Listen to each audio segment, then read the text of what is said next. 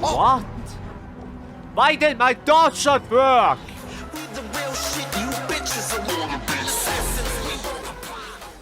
Good morning, lads. And don't you make it awkward by saying it is currently not morning.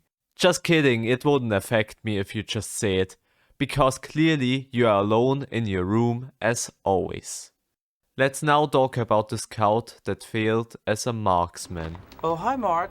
The main attribute is dexterity. The armor cap is 25%, and with that it is of course medium type of armor, plus dodge.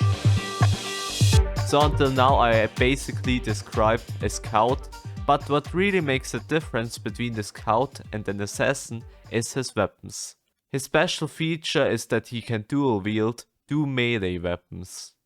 With this he can attack twice every turn, but don't worry about that being overpowered, as both weapons' damage significantly is scaled down to be on the same level as a scout.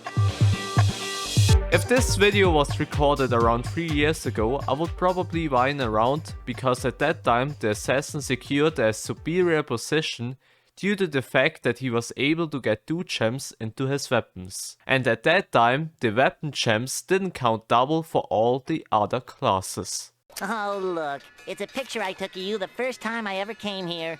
Ah! Look at you, so young and happy. Where do the years go? Anyway, enough history lessons for today. Stat-wise, the scout and assassin are exactly equal, but in the end there appears one problem and one advantage for the assassin due to his special ability to dual wield weapons. Dual wielding makes your damage output much more reliable during fights, through which your win rate will generally be a bit higher than the win rate of a scout. But this advantage becomes pretty much non-existent if you think about the one downside. It is 1000 times more difficult to get 2 perfect weapons in comparison to 1 perfect weapon. Put into practice, this eliminates any chance for assassins to compete with scouts in early to mid game. But now let's get to the longer lasting part of the game, the late game performance. Through previous updates which added the legendary dungeon and the new event rotation, it is now easier than ever before for the assassin to acquire 2 new epic weapons in a short time frame. So getting on the same level as his counterpart has become less difficult. Anyway, the assassin can catch up in late game to all the other classes, mostly due to the level break and the decreasingly fast level progress, which saves his weapons from being outscaled too quickly.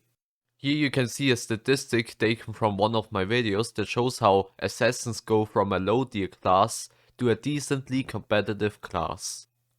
And well, this development occurred after just 1 year without the already mentioned updates, which indicates that later on the assassin will become even more relevant in the top ranks. Altogether, this makes the assassin a late game based class. And that was it. You might be wondering why I completely skipped over the dodge mechanic and PvE and PvP behavior of the assassin in this video.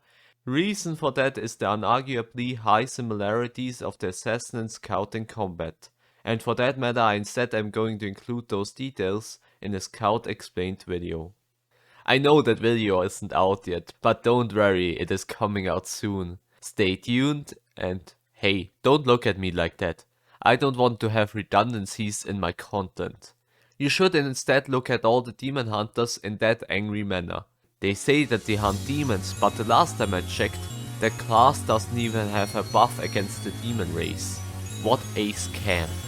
Goodbye.